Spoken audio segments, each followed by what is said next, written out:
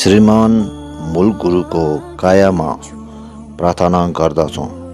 शरीरमा सुखको उष्ण ताप बढ्ने आशीर्वाद दिनुहोस्। अमर आयुको सिद्धि प्रदान गर्नुहोस्।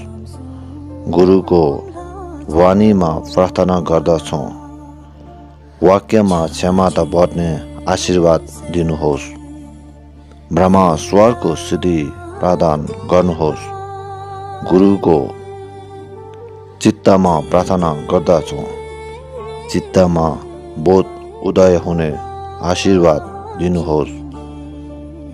महामुद्राको सिद्धि प्रदान गर्नुहोस्। गुण र कर्मको वर्गमा प्रार्थना गर्दछौँ। चार अभिषेक सम्पूर्ण प्राप्त हुने आशीर्वाद दिनुहोस्।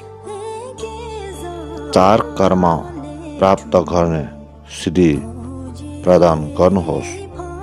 भवतु सर्वमङ्गलम्।